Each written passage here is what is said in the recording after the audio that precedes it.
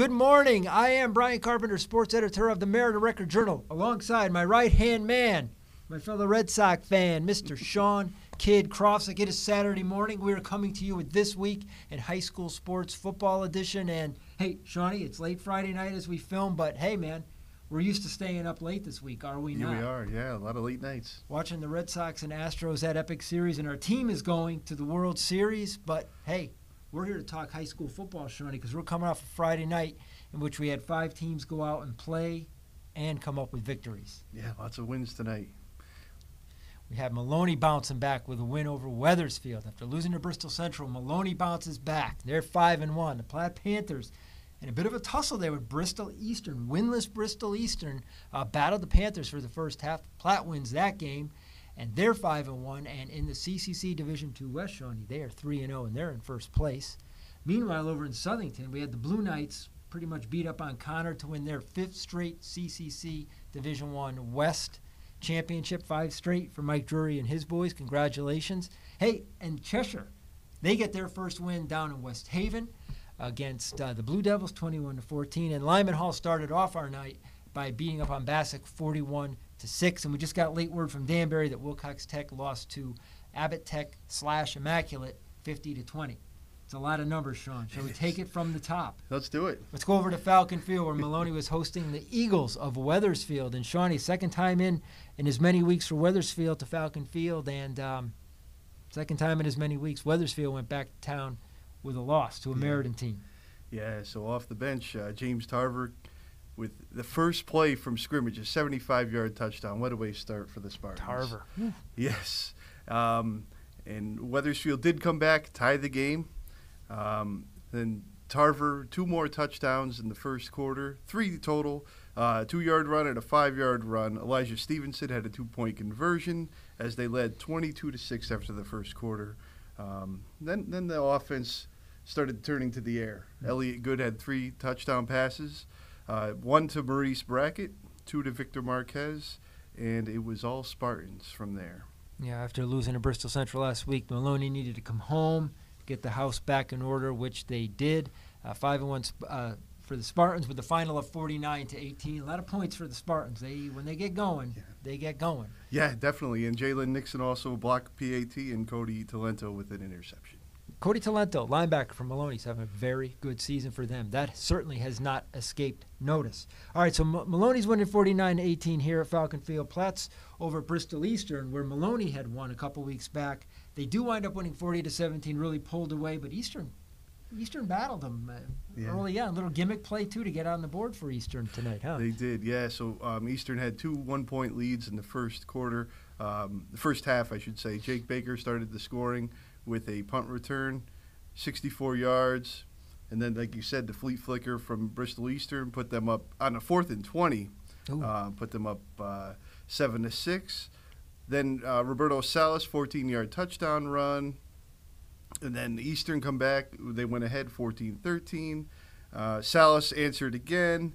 And then Lorenzo Sansone finished the game with 3 touchdowns, 2 passing, 1 to Trey Carter, 1 to Fred Danello, and he also had a 1-yard quarterback sneak as Platt pulled away and improved to 5-1. All right. You know what, Platt, 2 things. Jake Baker, I think, has now scored a touchdown in any way, in every way humanly possible. And we're only halfway through the season. Yeah. And is it me, and I don't mean to keep harping on the Red Sox, but every time I watch Nathan Evaldi pitch, he reminds me of Platt assistant coach Brian Frederick. Maybe it's just me, but there is a resemblance. All right, that's it for the Meriden teams. Win for Maloney, a win for Platt. Southington, as we mentioned, a 38-zip win over Conard. They came off the bye after that dramatic win 2 weeks ago in New Britain and take care of business to win the CCC D1 West title. 5th straight year. It's been like a lifetime, I think, since Southington's lost a division game, and certainly it was no contest tonight, Shawnee. Yes, no. Jake Drina had another big game for Southington. 4 touchdown passes, 2 to Josh Vitti late in the game. Will Downs had a 68-yard touchdown reception.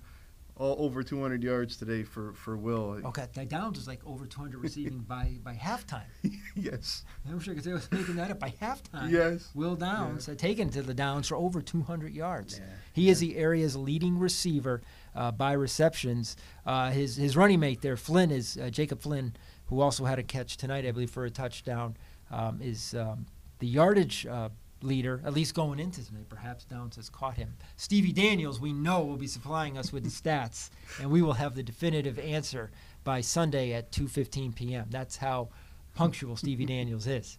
Yeah. Taylor Rosso also had a 1-yard run. And defensively, we want to mention Steve Witt, Kyle Croft, and Matt Thompson, all with interceptions. Southington 38, Conard 0. The Blue Knights, they are 6-0, and big game for them next week out at East Hartford. That's a top 10 matchup. But Southington certainly, along with winning the division title again, certainly seems on its way to returning to the Class AA playoffs. Okay, we also want to mention Cheshire finally getting that win.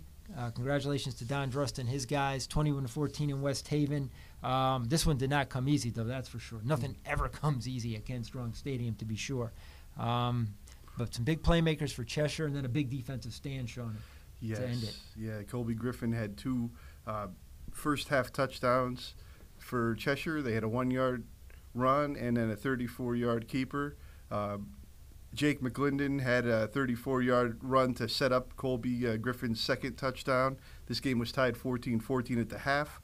Ryan Mansell had a 42-yard touchdown run in the third quarter that put Cheshire on top. And as you said, West Haven took their best run at Cheshire. Minute and 11 to go. They got the ball down to the 5, and the Cheshire made the stand, and they pull out for their first win of the season.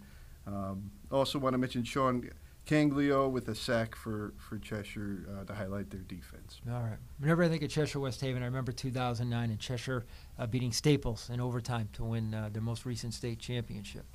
So Cheshire adds to its bank of good memories from West Haven with that win tonight. All right, then the night started, or I should say actually the afternoon started here in Wallingford, where Lyman Hall hosted Bassick. Spence got some clips from that game. Spence, did the sun get in your eyes for that game? A lot of Trojans got in the eyes of Bassick, though, because the LH was up, 28-zip before the first quarter was out, Shawnee? Yeah, this was all Lyman Hall. 27-zip after the first quarter. And Austin Ruiz, 3 touchdown runs. Furkan Perkal had a 20-yard touchdown run. Sean Pagano had a 27-yard touchdown run, also connected with Josh Sector to cap the scoring with a 25-yard touchdown run. So the Lyman Hall defense, typical name here, Zach Kaiser, had a big defensive game, fumble recovery, and an interception for the Trojans. Kaiser? Never heard of him. Good game for you tonight, Zach. He's, again, all-record journal player from a year ago. Certainly turning in a fine senior season. So is Furkan Perkal on both sides of the ball for Coach Bill Wyrock's Trojans, who now are 4-2 and going up to the Craig Co-op next Saturday. I don't know. I'm just looking ahead, and I just see a Carini Bowl with 2 teams with some pretty good records going into that game. Just saying, we got a couple more weeks yet to go. All right, as we mentioned, Wilcox Tech lost 50-20 out in Danbury to ATI United. Sounds like a soccer team. Zabatech and Immaculate.